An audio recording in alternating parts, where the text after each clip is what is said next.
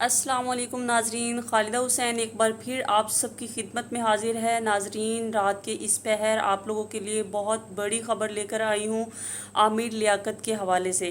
جی ہاں ناظرین، بالآخر عدالت نے عامر لیاقت کی قبر کشائی کروانے اور ان کے پوسٹ مارٹم کرنے کی نہ صرف اجازت دے دی بلکہ حکم بھی جاری کر دیا۔ اس کی ایک بڑی وجہ یہ بھی تھی کہ عامر لیاقت کے ہر چاہنے والے کی طرح عدالت اور پولیس والوں کو بھی ابھی تک اسی بات کا شک تھا کہ عامر لیاقت کی موت طبعی نہیں بلکہ اس کے پیچھے ایک بڑی وجہ بھی ہو سکتی ہے۔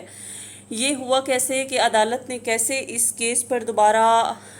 فیصلہ دیا؟ ناظرین، ایک شہری ہے جس نے یہ اپلیکیشن جمع کروائی تھی اور اس نے یہ بھی کہا تھا کہ عامر لیاقت کیونکہ بڑے فیمس انسان ہیں اور بہت بڑی سیلیبریٹی ہیں، تو ان کے چاہنے والے بھی اس شک میں مبتلا ہیں، تو ان کی موت کو گمنامی میں نہ رکھا جائے بلکہ سب کے سامنے جو ہے اس کو منظر عام پر لایا جائے کہ عامر لیاقت کی موت کیسے ہوئی ہے۔ اور کیونکہ عامر لیاقت جو ہیں وہ ایک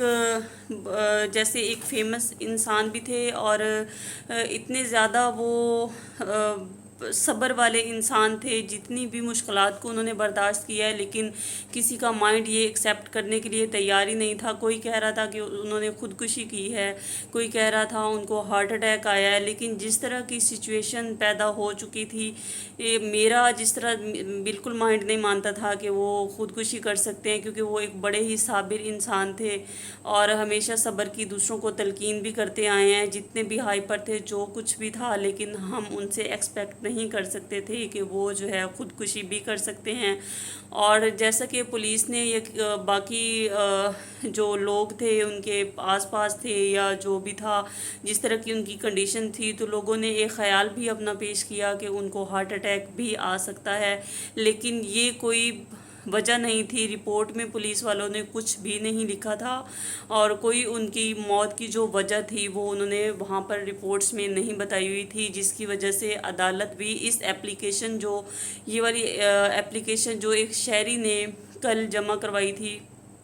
اس اپلیکیشن کو دیکھ کر عدالت نے بھی اسی وجہ سے یہ حکم دیا ہے، کیونکہ جو رپورٹ جاتی ہے، جو اس طرح کی ڈیتھ ہو جاتی ہے کسی کی بھی، تو اس کی جو رپورٹ جاتی ہے عدالت میں یا کہیں مطلب پولیس کے پاس بھی ہوتی ہے، تو اس میں کوئی نہ کوئی اس کی ریزن لکھی ہوئی ہوتی ہے کہ یہ طبعی ہوئی ہے یا کوئی حادثہ پیش آیا ہے۔ تو اس رپورٹ میں کوئی بھی اس کی ریزن نہیں لکھی ہوئی تھی، اور جو ہارٹ اٹیک کا تھا وہ بھی انہوں نے اپنا خیال پیش کیا تھا، وہ اس کی کوئی اصل میں ریزن نہیں تھی۔ تو عدالت نے اسی وجہ سے کہ رپورٹ میں بھی کوئی ریزن نہیں لکھی ہوئی اور ان کا پوسٹ مارٹم بھی نہیں ہوا تھا، تو عدالت نے نہ صرف اجازت دی ہے بلکہ حکم بھی دے دیا ہے کہ عامر لیاقت کی دوبارہ قبر کشائی ہوگی